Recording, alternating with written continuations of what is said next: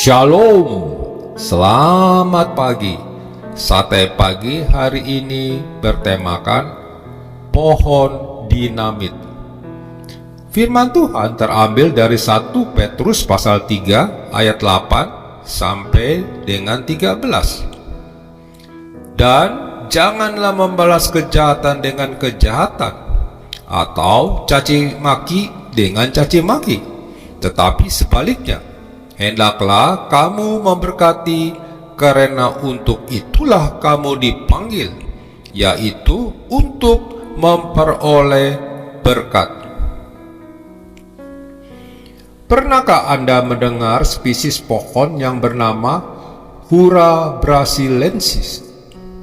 Pohon itu merupakan salah satu tanaman yang berasal dari hutan tropis Amazon.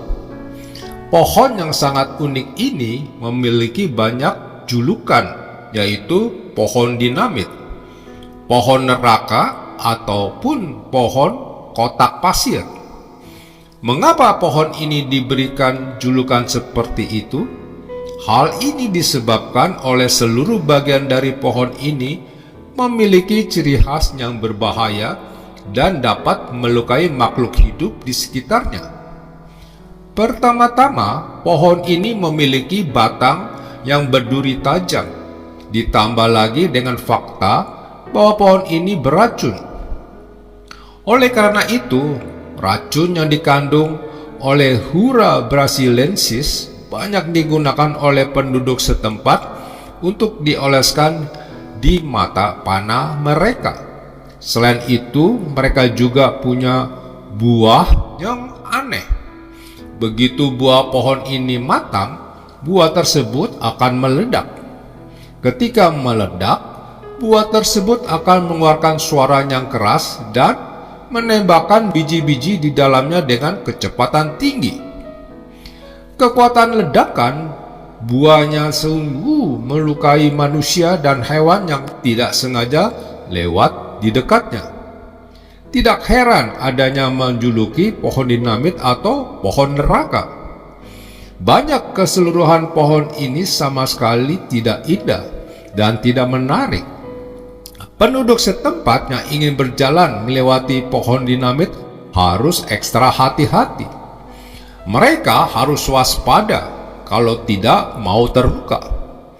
Pernahkah Anda menghadapi seseorang dengan wajah yang tidak ramah, tidak pernah tersenyum, selalu cemberut, dan memiliki kepribadian yang kasar?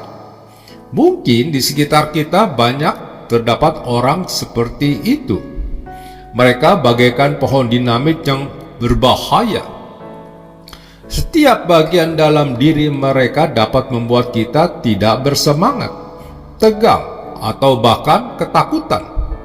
Kesalahan yang dilakukan orang lain sedikit saja akan dibesar-besarkan dan dianggap fatal oleh mereka. Pertanyaannya, bagaimanakah cara kita berkomunikasi dan membangun hubungan yang baik dengan orang-orang seperti ini? Jika kita membaca 1 Petrus pasal 3 ayat 8 sampai 13, kita akan mengerti cara terbaik memperlakukan mereka. Firman Tuhan selalu mengajarkan hal yang baik untuk kita lakukan, meskipun itu sulit. Petrus menuliskan bahwa kita tidak boleh membalas kejahatan dengan kejahatan, atau kata-kata makian dengan kata-kata makian.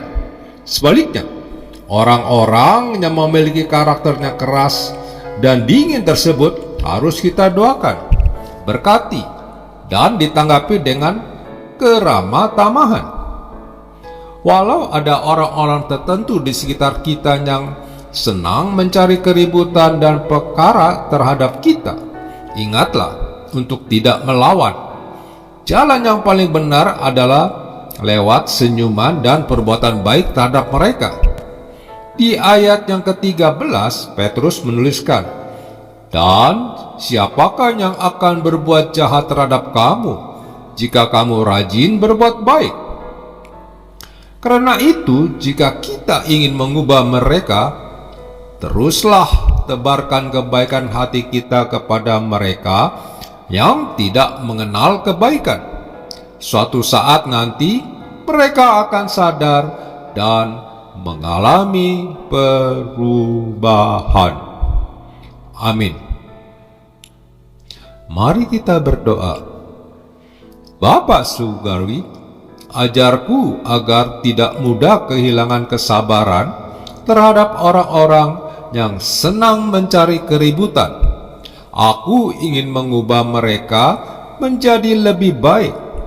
Di dalam nama Tuhan Yesus, aku berdoa. Amin.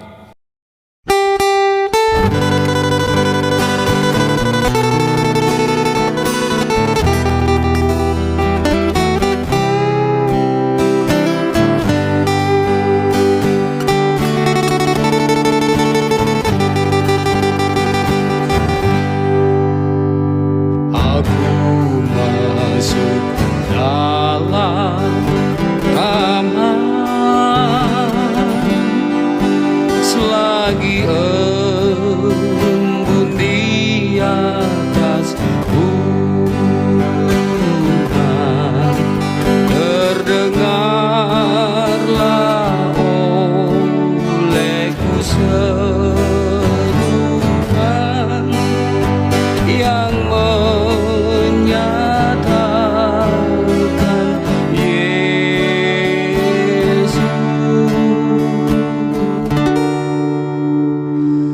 Sambil jalan Yesus menyatakan, aku inilah miliknya, dan kesukaan kami di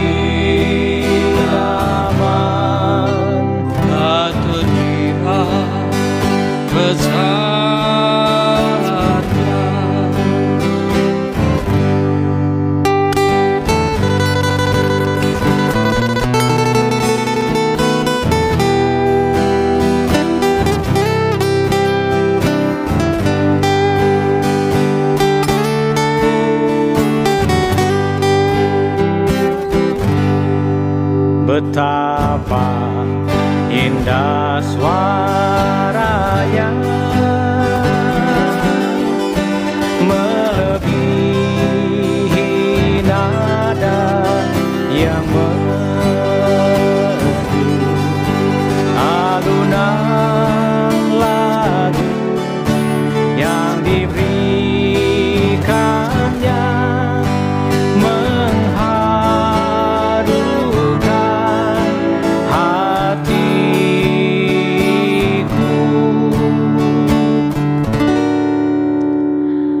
Sambil jalan Yesus menyatakan, aku inilah miliknya,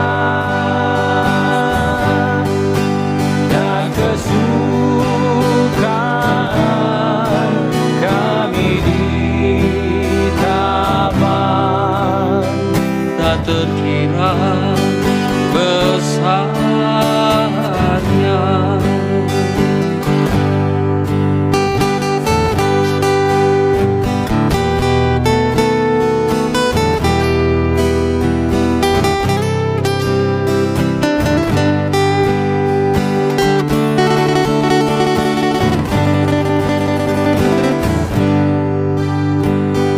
Rindu tinggal sertanya dalam taman yang indah itu. Di sana aku dengar suaranya bersabda kepadaku.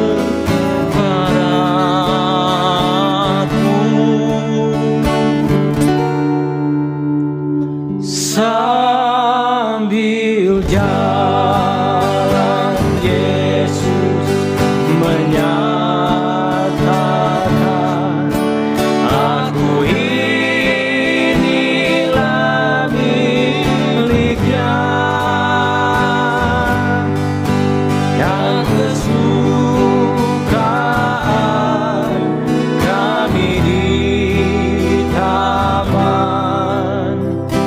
terkira besarnya.